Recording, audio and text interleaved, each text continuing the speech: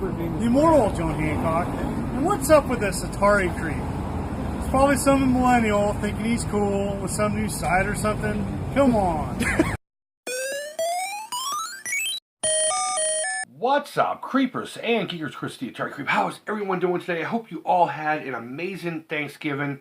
Let's kick off the holiday season with a very special Toys the Creep wish he still had. Officially, once the turkey's been carved and stuffed into our gullets, and put in the fridge for leftovers, because let's also be honest with you, that's what it's all about right there. The Thanksgiving feast is amazing, but it's the sandwiches afterwards that it's all about. But regardless, once that takes place, the holiday season's in full effect. So with this special edition of Toys the Creep wish he still had, I want to show you an image before we get started, okay? I want you to look at this image and study it. There won't be a test, but just study it anyway. So what you see initially when you look at this image are three gorgeous motherfuckers, the handsomest guys you'll ever meet. On the far left is a 7-year-old Atari Creep. In the center is his father, Robert Call, who is the reason we do the Walk Dead Alzheimer's every year. And in his arms is an infant. I won't name him just in case, but it's my eldest nephew. This is Christmas Eve, 1983. We're getting ready to go to my aunt's house. But more importantly, the packages. There's two specific packages, presents if you will, in there that we are going to focus on today. The first one, I am in fact leaning on. I'm leaning on it with authority because I know it's for me. I've seen the tag. It's a massive box and I'm excited to know what it is, and I had to wait till the next morning. You're going to find out here in a few minutes. And all the way to the right, you'll see another package. It's kind of golden color with stripes on it as well. That package is also for me. Those are what we're going to focus on. But as a fun little tidbit, if you look to the right of the gold package, you'll see our TV stand. In that mess there's books and a couple other things, is my heavy sixer, my Telegames heavy sixer. So in one of those two packages, and I'll be perfectly honest with you, I can't remember which one had which. I'm going to assume the gold one next to the TV had my original Millennium Falcon. Now this is a legit original Millennium Falcon, stamped 1979. And like I said, that picture is Christmas Eve 1983. So all the vehicles and everything I got were more Return of the Jedi eccentric. So I don't know if they had new stamps on the bottom that said 1983 or what have you. But in one of those packages was that. And the other package is the very toy we are going to talk about today. My most favorite toy ever on this planet. I probably say stuff like that a lot, but if I had a gun to my head and they said you have half a second to tell me what your most favorite toy you ever grew up playing with was, my original AT-AT Walker. Now I do have one of these, what was it, were these the legacy ones? No, I don't think they were. 2010, I believe these ones came out, and there was two versions. This one, which is a Hoth one, and there was a Return of the Jedi that had more like brown on the feet for, pretending it was walking in mud and stuff on Endor or what have you. I do have this one, and I still have the driver and all the speeder bikes and all kinds of stuff with that. All the lights work. This thing's complete except for I don't have the chin or the cheek guns. I got it for $10 with a huge box of all the Star Wars stuff. You know what, that AT-AT's fucking cool. It's huge. It makes a lot of really cool noises.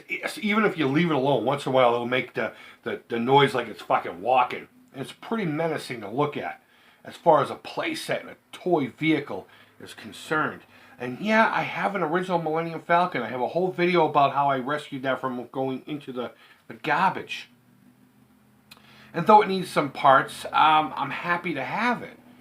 But nothing, everything else on this planet, as far as a toy, playset, vehicle, whatever you want to call it, pales in comparison to my original AT-AT Walker. Yes, I'm calling it an AT-AT. Get over it.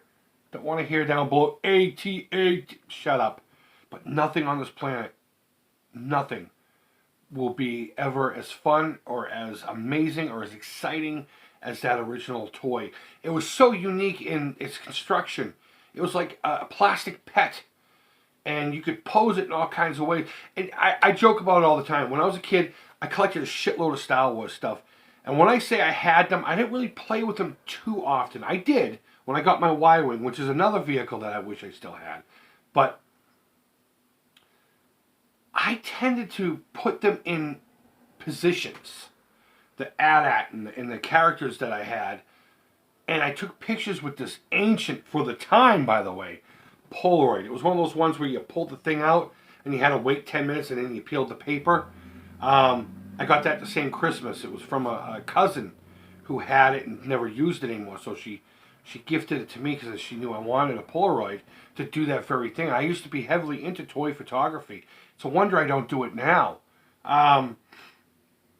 But I would position, I remember one time I had all my soldiers and all my commanders and my 2 AT-AT drivers and my troopers, which I didn't really have that many. In fact, I don't remember having any. I would always borrow and then give them back for the pictures.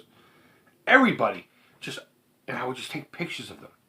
And then my parents would be pissed because I just leave them in the dining room looking all cool. But that's mainly how I played with my Star Wars stuff. And it's a wonder I'm not nostalgic for them as much as I am for things like, say, He-Man and the Masters of the Universe, which I never had as a kid. I'll collect that stuff before I will any Star Wars stuff. And as Star Wars stuff trickles in, I'm happy to have it. But if there was one toy out of all of my childhood that I could absolutely have, it would be the AT-AT Walker. Now, why haven't I sought one out? Because you can find them fairly cheap. Incomplete. I'm talking about no canopy for the top of the head, or it's missing doors. Of course, the guns are missing, both the cheek and the chin. That's the type of toy, like my Falcon. I got it. It was missing a whole bunch of parts. I don't mind slowly scavenging parts and putting that together, all toy poly style. Patience being the name of the game there. When it comes to the AT-AT Walker, I want it complete. I want it complete, and I'm not willing to pay the price that people want for a complete AT-AT Walker. So unless some kind of weird thing comes along at a yard sale that someone just pulls it out and it's complete, and I can give them 10 or 20 bucks for it, maybe even a little bit more. I'd be willing to go 50. Then I'm just not going to have one. It's really just that simple. But this is one toy. I don't know. Even if maybe if like one gun was missing somewhere, something like that, or just a canopy, it was 90% complete. Maybe if the price was right, I'd pick it up, and then I'd seek out the remaining parts. But people want way too much for those parts as well. But either way, that is my first holiday edition version of toys. The Creep wishes he still had. This was the best toy ever on the planet in my world. It got a lot of use. And let me put this picture back up one more time. You see that pudgy little fucking baby? He ended up with all my Star Wars stuff after I grew out of it, according to my mom. And I was glad to pass it down. I complained about him destroying it, but he played with them like a kid should have. I half-heartedly goof about how he destroyed them, but he did what kids needed to do with toys. And I was happy to let it happen. So guys, go ahead and leave your thoughts down below. What is that one toy, that one thing that out of all surpasses everything and everything else pales in comparison to it? Let me know it down below. I would love to hear that. If you have an AT-AT, well, I mean, that's not something I guess I would want shipped.